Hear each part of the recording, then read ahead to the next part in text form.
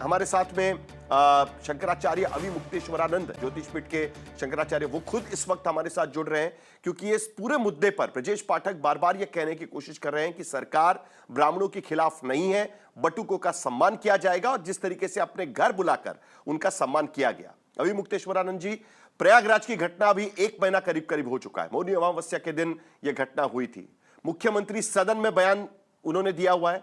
अब जैसे मैंने कहा कि ब्रजेश पाठक उप मुख्यमंत्री 100 बटुकों का सम्मान करते हैं, आप कैसे देखते हैं इस पूरे मामले को? क्योंकि ब्रजेश पाठक कहते हैं कि चोटी का सम्मान होना चाहिए। कि इसके कई कोण हैं। पहला कोण तो यह है कि भारतीय जनता पार्टी में 2 विचारधारा है, ये स्पष्ट हो रहा है। एक व्यक्ति अत्याचारी प्रकृति का है, दूसरा जो है अत्याचार के पक्ष में नहीं है, ये निरूपित होता है इससे। दूसरे ये निरूपित होता है कि जो घटना करवाई गई है उस घटना का व्यापक प्रभाव हो रहा है, जिससे पार्टियों को डर लग रहा है। तो जो हठधर्मी है उसको भले अभी चिंता नहीं हो रही है, अंदर अंदर चिंता हो रही है, लेकिन जो हठधर्मी नहीं है वो सोच रहे हैं कि थोड़ा बहुत आगे पीछे करके, थोड़ा झुक करके ही सही अपने आप को ठीक कर लिया जाए, जो क्षति पहुंच गई है, पार्टी को चोट पहुंच गई है, उसको बचाया जाए। और तीसरे ये है कि भाई हम कहते हैं कि दिखावे के लिए ही सही, स्वार्थ से ही सही, कम से कम एक व्यक्ति ने बटुकों को बुला करके उनका सम्मान तो किया, बटुकों को ये संदेश तो दिया, जो बटुक डरे हुए थे उनको एक संदेश तो दिया कि चलो कोई मारने वाला है तो कोई पूजने वाला भी है। तो ये बहुत बड़ी बात है, इसलिए जो कुछ किया गया है हम उसकी प्रशंसा कर रहे हैं। आप कहने की कोशिश कर रहे हैं कि कहीं ना कहीं पार्टी को डर लग रहा है, इसके लिए कोई मारने वाला है तो कोई सम्मान भी करने वाला है, कोई आपके खिलाफ है तो कोई आपके तरफ से भी सरकार के भीतर बात कर रहा है।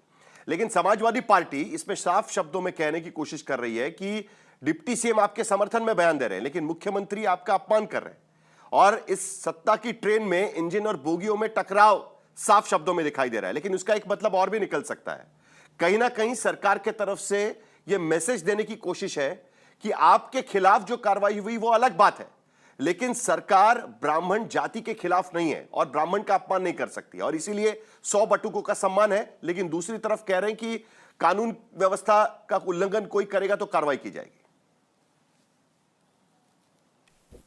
ऐसा है कि समाजवादी पार्टी एक राजनीतिक पार्टी है, भारतीय जनता पार्टी एक राजनीतिक पार्टी है। ये जो राजनीतिक पार्टी के लोग हैं, ये लोग पूरी तरह से राजनीतिक ही सोचते हैं, राजनीतिक ही बोलते हैं, राजनीतिक ही करते हैं। और अपने लोग बिल्कुल राजनीति वाले नहीं, ना तो हम राजनीति की सोचते हैं, ना तो बोलते हैं, ना तो करते हैं। इसलिए इसके बारे में हम क्या बोलें, उनकी आपसी बातचीत है, वो आप लोग आपस में निपट लेंगे। नहीं, लेकिन इस राजनीति में तो सभी घसीटे जा रहे हैं ना। समाजवादी पार्टी भी इस पर सवाल उठा रही है और दूसरी तरफ योगी ये भी कह रहे हैं कि हर कोई व्यक्ति अपने आप को शंकराचार्य नहीं कह सकता।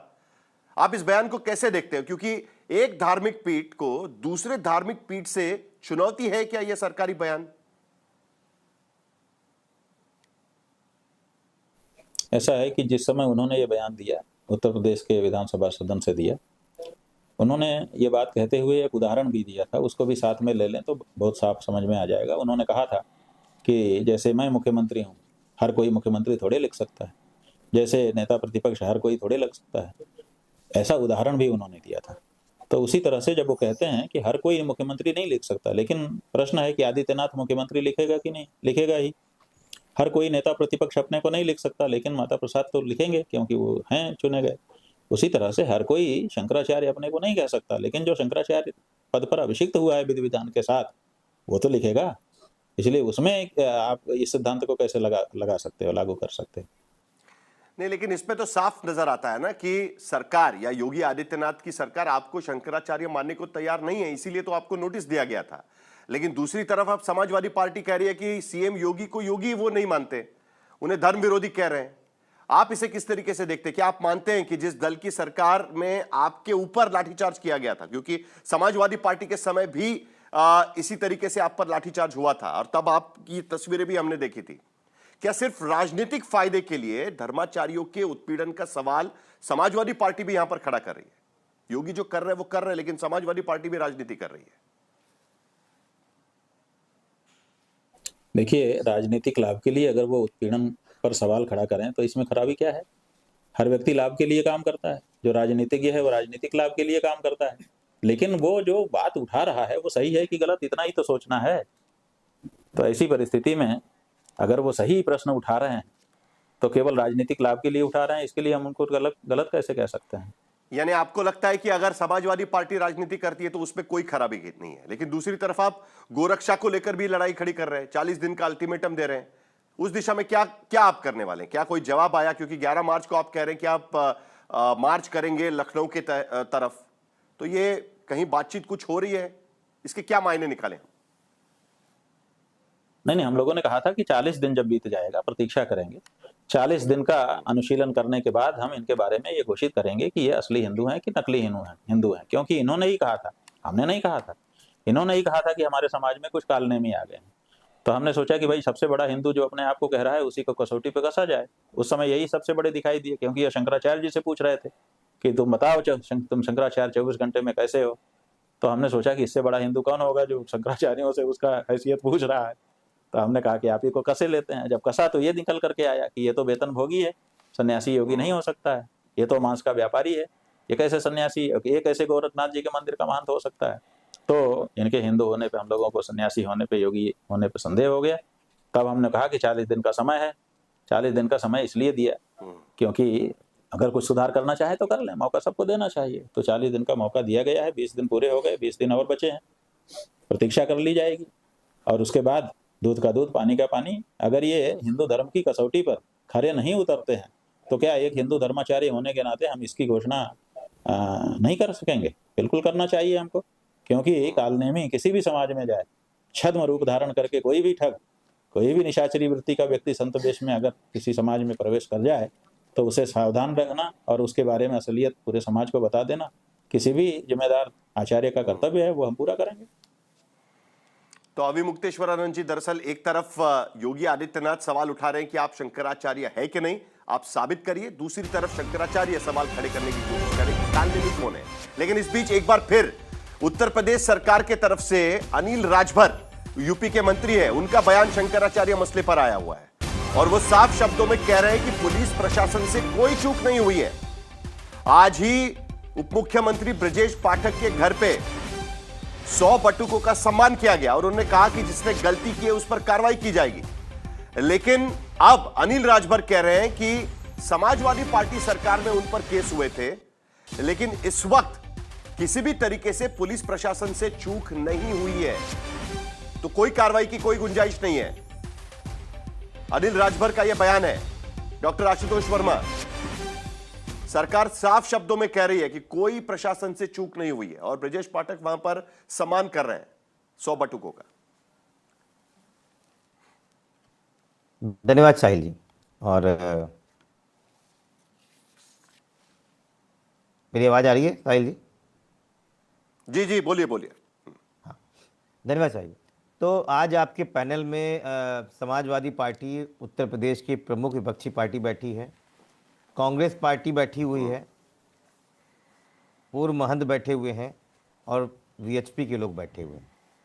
भारतीय जनता पार्टी कितनी परेशान है, इस देश की, इस दुनिया की सबसे बड़ी पार्टी जो उत्तर प्रदेश में पिछले 10 सालों से राज कर रही है, जिसके बारे में बात हो रही है, उसके पूरी की पूरी भारतीय जनता पार्टी में एक प्रवक्ता नहीं मिला जो आपके बातों का सवाल का जवाब दे पाए। इससे समझ में आता है कि भारतीय जनता पार्टी कितने बैकफुट में चली गई। और ये जो धर्म की राजनीति का घिनौना खेल भारतीय जनता पार्टी कर रही है, ये आपको क्या लग रहा है? ये बटुकों का सम्मान सिर्फ सम्मान है? भारतीय जनता पार्टी की ये जाति की राजनीति है। इनको समझ में आ गया कि किस प्रकार से ब्राह्मण समाज के ऊपर लगातार जो मुख्यमंत्री अपने तीखे स्वर रखे हुए हैं, जो शंकराचार्य के साथ जो उन्होंने किया है, जो बटुकों की चोटी पकड़ के लाठियों से पीटा है, जो ब्राह्मण समाज नाराज है, तो अपने डिप्टी सीएम जो खुद ब्राह्मण जाति से हैं उनको सामने करके स्टेटमेंट दिलवा रहे हैं और बटुकों का सम्मान लगा के 15 कैमरों से उसका वीडियो चलवाया जा रहा है। आज भारतीय जनता पार्टी डरी हुई है। उत्तर प्रदेश में कोई भी समाज उनके साथ नहीं है। आज ये ग्राम पंचायत का चुनाव नहीं कराने की स्थिति में है भारतीय जनता पार्टी की। अभी आपने बोला अनिल राजभर जो है सरकार का पक्ष ले रहे हैं, डिप्टी सीएम दूसरी तरफ से बोल रहे हैं। समाजवादी पार्टी तो समाज के साथ खड़ी हुई है, हर समाज के साथ में करती है, चाहे ब्राह्मण समाज का हो चाहे पीडीए का हो। राजनीति करना हमारा धर्म है, हम धर्म की राजनीति नहीं करते हैं। भारतीय जनता पार्टी ने इस पूरे समाज को हिंदू मुसलमान में, अगड़े पिछड़े में, दलित और ब्राह्मणों में, ब्राह्मणों और क्षत्रियों में लड़ा लड़ा के अपने अपना उल्लू सीधा करने का काम कर रही है। ये उत्तर प्रदेश की आशुतोष वर्मा जी, एक चीज तो मैं भी देख रहा हूं पिछले एक महीने से। देखिए, मौनी अमावस्या के दिन इस पूरे मामले की शुरुआत हुई, उसके बाद से अचानक मैं देख रहा हूं कि समाजवादी पार्टी के पीडीए में जो ए है ना, वो अगड़ों का हो गया है। पी और डी और ए आपकी राजनीति थी अब तक की, लेकिन मौनी अमावस्या के बाद आपके पीडीए के ए में अगड़ा जुड़ गया है। ए का मतलब बदल दिया है आपने। देखिए साहिल जी, अगर आपने पीडीए का मतलब माननीय अखिलेश यादव के मुख से सुना हो, तो वो सभी लोग जो अपमानित हुए हैं, जिनके ऊपर अत्याचार हुए हैं, हम सब उनके साथ में खड़े हुए। और क्यों नहीं खड़ा होना चाहिए? ए का मतलब बदल गया ना। नहीं, मतलब नहीं तो ठीक बदला। है, पहले क्या था? पिछला, पिछड़ा, दलित और अल्पसंख्यक। ये आपकी व्याख्या थी पीडीए की। नहीं, अभी भी है, पिछड़ा, अभी भी है दलित और अगड़ा, यही हो गया ना। साहिल जोशी जी, पीडीए का असली मतलब जो हमने बनाया पिछड़ा, दलित, अल्पसंख्यक है। लेकिन फिर कई समाजों से बात आई, क्या हम नहीं है समाज में, हमने तो आपके साथ में गए, तो अखिलेश जी ने उसको और थोड़ा सा बढ़ावा दिया। उन्होंने कहा जो आधी आबादी है, जो महिलाओं के साथ अत्याचार हो रहा है, जो अगड़े हैं, जो पीड़ित हैं, ईडब्ल्यूएस में हमने भी वोट किया था साहिल जी। हमको लगातार, हम पिछड़ों की लड़ाई लड़ते हैं क्योंकि उनको हक दिलाना हमारा काम है। हम दलितों की लड़ाई लड़ते हैं, हम अल्पसंख्यकों की लड़ते हैं, और हम सीना ठोक के कहते हैं हम लड़ते हैं। लेकिन इसका मतलब ये कभी नहीं हुआ कि हम माता प्रसाद पांडे को जो है विधानसभा का अध्यक्ष नहीं बना सकते। ये कभी नहीं हुआ कि इस देश का सबसे बड़ा जनरेशन विश्व पार्क माननीय अखिलेश यादव ने बना दिया हो। हमने कभी इसमें इस सब में जाति और धर्म नहीं देखे। हमारे वहां जो है वो समाजवादी है, वो सोशलिस्ट है, वो इस लोकतंत्र को मानने वाला है। क्या लेकिन समाजवादी पार्टी कह रही है कि शंकराचार्य विवाद के वजह से बीजेपी डरी हुई है, सरकार डरी हुई है, इसीलिए एक तरफ ब्रजेश पाठक सम्मान कर रहे हैं बटुकों को घर पे बुलाकर, कह रहे हैं कि भाई जो हुआ आपके साथ में गलत हुआ, चोटी का सम्मान करना चाहिए, चोटी का अपमान गलत है, कार्रवाई की जाएगी। दूसरी तरफ अनिल राजभर कह रहे हैं कि नहीं, कोई पुलिस प्रशासन से चूक नहीं हुई है। ये थोड़ा सा कुछ ना कुछ तो गड़बड़ नजर आता है। साहिल जी, न तो मैं राजनीतिक व्यक्ति हूं, न मुझे राजनीति की समझ। राजनीतिक धींगामुस्ती जो करने का काम है राजनेताओं का है। आप जानते हैं अच्छी तरह से, मैं इन सब डिबेट्स में ना पढ़ता हूं ना मैं आता हूं। मुझे ये पता होता है कि यही टॉपिक है आपका, तो निश्चित रूप से मैं डिबेट में नहीं आता। लेकिन हाँ, ये बात जरूर है कि जो अभी पीडीए की बात कर रहे थे और जो अपने आप को पाक साफ समझ रहे थे, वो कह रहे हैं कि हम दलितों की बात करते हैं और हम मुसलमानों को पक्ष रखते हैं। ये कौन से मुसलमानों को पक्ष रखते हैं पता है? ये वो उन मुसलमानों को पक्ष रखते हैं जो कि जैसे कानपुर का जो शिबू अली था, वो सचिन बन के हिंदू महिलाओं को नोच रहा था, उन्होंने लफ्ज यादों में फंसा रहा था। नौबस्ता का फतेह खान आर्यन बन करके, आगरा का इकराना रवि बन करके, रांची का रकीबुल जो है रंजीत बन करके, सीकर का इमराना कबीर बन करके, नवी मुंबई का अफजल अजय बन करके, ऐसे तमाम ऐसे जो जिहादियों के पंगे हैं, जिनको कि इनकी सरकार में तो कैबिनेट मंत्री भी जिहादी था, आपको पता है सारा। और ये बात कर रहे हैं कि पीड़ितों की, दलितों पर सबसे ज्यादा हमला किसने किया था? इनके तो मुख्यमंत्री ने खुद जाकर के वो जो गेस्ट हाउस कांड किया था, वो किसने किया था? मुझे बताइए जरा। मैं राजनीतिक बात नहीं करता, मैं तो जो साक्षात देखा है मैं उसकी बात कर रहा हूं। मैं पूछना चाहता हूं आखिरकार कि अब जो निहत्थे राम भक्तों पर गोलियां चलवाई थी उन्होंने अयोध्या के अंदर, उसमें कितने दलित थे, कितने पीड़ित थे और कितने सवर्ण थे? ये जो देखो, ये जो हिंदू समाज को बांटने काटने छांटने की जो प्रवृत्ति है, मनोवृत्ति है, उसको छोड़ना पड़ेगा इनको। अब पूज्य संतों के ऊपर आघात जो है ना, कौन कट कर रहा है आज की स्थिति करेगा, और न ही हिंदुओं पर आघात स्वीकार चलिए विनोद बंसल जी, राजनीतिक बात नहीं करते हैं। समाजवादी पार्टी कर रही है, चलिए राजनीतिक बात नहीं करते हैं। नहीं, सुनिए तो मैं आपको राजनीतिक बात नहीं करता हूं ना, मैं आपको सवाल पूछता हूं। आपने अभी सुना शंकराचार्य अवि मुक्तेश्वरानंद जी, उनका हमने अभी इंटरव्यू किया, मैंने उनसे कुछ सवाल पूछे। चलिए मैं आपसे शुरुआत करता हूं। क्या आपको लगता है कि अवि मुक्तेश्वरानंद जी शंकराचार्य है कि नहीं है? नंबर एक। नंबर दो, जो शंकराचार्य के साथ और उनके समर्थकों के साथ में, बटुकू के साथ में मौनी अमावस्या के दिन यूपी सरकार की तरफ से किया गया, उसको लेकर आपकी भूमिका क्या है? जरा ये दोनों चीजें बता दीजिएगा, तो हम समाजवादी पार्टी को भी सवाल पूछ लेंगे। देखिए, दो बातें बड़ी महत्व की हैं इसमें। बटुकों का सम्मान करना, पूज्य संतों का सम्मान करना, ये हमारा सबका धर्म है और करना चाहिए, करते हैं हम, इसीलिए हम आज बोल नहीं रहे। कारण क्या है कि ये संतों की जो आपस की जो बातचीत है ना, वो संत ही समाज तय करता है।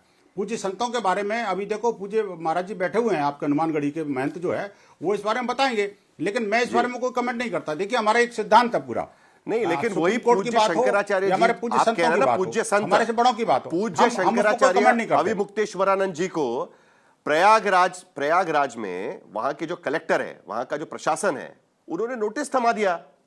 उनको पूछा कि भाई आप शंकराचार्य है कि नहीं, साबित करिए। तभी से तो विवाद हो रहा है पूरे उत्तर प्रदेश में। तो ये तो हिंदू समाज पर कार्रवाई मानते हैं आप, किस पर कार्रवाई मानते हैं? इसमें दिक्कत क्या है? या अविमुक्तेश्वरानंद एक व्यक्ति है, उन पर कार्रवाई मानते हैं आप? नहीं, देखिए, साहिल जी, मैं कहता हूं कि जब पूज्य शंकराचार्य को दिवाली के दिन कांग्रेस ने उठाया था, और आपको याद है, और उस समय ये सारे के सारे राजनीतिक दल एक बिल में घुस गए थे, एक ने नहीं बोला, किसी की चुनी नहीं, वो तो शंकराचार्य थे ना। अभी अब जिन व्यक्ति की बात कर रहे हो उस पर प्रश्न चिन्ह है, तो उसको पहले क्लियर करना पड़ेगा ना। और शासन प्रशासन की और जो सरकार की मर्यादा है, कानून का पालन है, प्रश्न चिन्ह है? वो प्रत्येक व्यक्ति जरा को करना साफ शब्दों में पड़ेगा, बोलिए चाहे वो कोई भी विनोद हो। बंसल जी, इसमें साफ कोई बात शब्दों नहीं में है। बोलिए, किस व्यक्ति पर प्रश्न चिन्ह है? क्योंकि अविमुक्तेश्वरानंद कह रहे हैं कि योगी आदित्यनाथ भी साबित करे कि वो हिंदू है, उनके हिंदू होने पर सवाल उठा रहे हैं अविमुक्तेश्वरानंद जी। तो किस पर प्रश्न चिन्ह है? अविमुक्तेश्वरानंद जी के शंकराचार्य होने पर प्रश्न चिन्ह है? देखिए, किस चीज पर प्रश्न चिन्ह है और किसको साफ करना चाहिए? साहिल जी, मुझे बताइए कि आखिरकार कानून का पालन करना, हम चारों पांचों जो पैनल में बैठे हुए सबका धर्म है कि नहीं है? अगर कानून लॉ एनफोर्सिंग एजेंसी ने कोई क्वेश्चन किया तो उसका कंप्लायंस करना भी तो हमारा सबका धर्म है ना जी, सबका धर्म है। तो आखिरकार वो कैसे बाहर हो सकते हैं? मेरे जब पूज्य शंकराचार्य को साउथ में दिवाली के दिन उठा दिया, फिर उसके बावजूद भी कोई कुछ नहीं बोला। हमने भी कहा कि भाई चलो ठीक है, कानून का पालन करना है तो ठीक है, अब आपने किया है तो हम उसका पाक साफ होंगे और हम उसके न्याय सम्मत काम करेंगे। तो लेकिन क्या इन्होंने ऐसा किया? क्या मुझे बताइए कि अगर शासन प्रशासन ने कोई प्रश्न पूछा या शासन प्रशासन ने कोई नियम बनाए, तो नियमों का पालन करना सबका काम है कि नहीं, सबका धर्म है कि नहीं? मैं किसी व्यक्ति की बात नहीं कर रहा।